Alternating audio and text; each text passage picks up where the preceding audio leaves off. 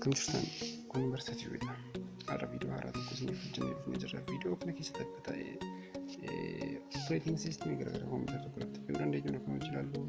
mootummaa viidiyoo kana akka hojjennu isin gaafannaa chaanalii keenya haaraa yoo ta'an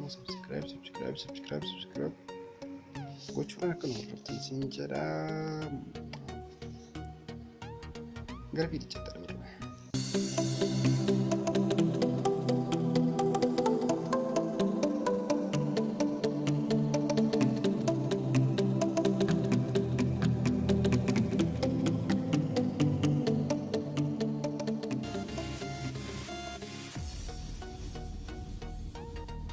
jalqaba irratti virtual boxii isheen kun jiraasiyoonaa jenna new jechuu kilii kun maqaa new jedhamu maqaadhaa kan barreessu maqaa operating system jedhamu harka guntuu jedhaa fi nafna guntuudhaa kan immoo jiru guntuu 8 type linux fudhadha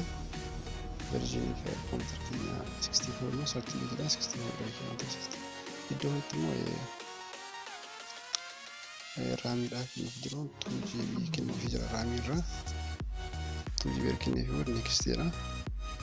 iddoo ofuma click ta'erra amma ammoo next jedha next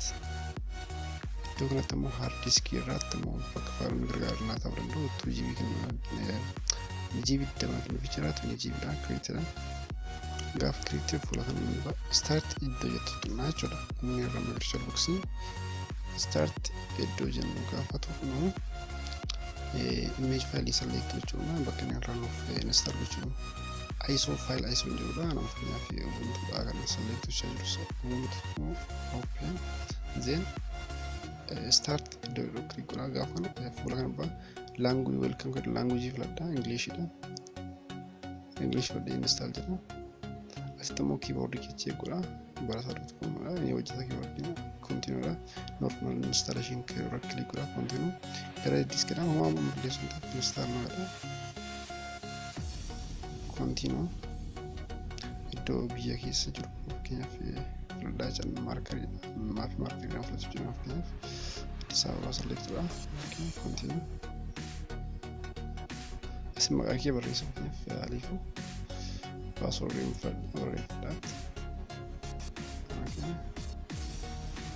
continue install godha installation kun amma subsequent version irratti dabalan daqiiqaa 5 akka daqiiqaa 20 kan soddoma gochuu danda'a connection jira kee restart godha xumurame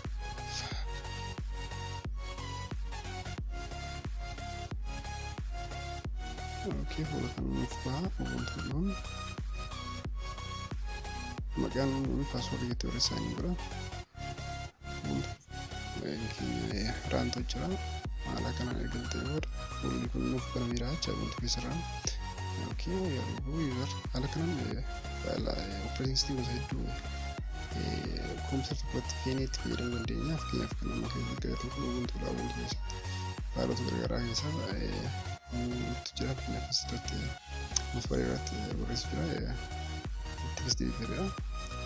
haala kan namni fakkeenyaaf kan nama windootiin irrattidha walumatti fayyadamuu danda'u jira fayyadamuun fakkeenyaaf kun windootiin irraa muuziqaa waliin muuziqaa banaa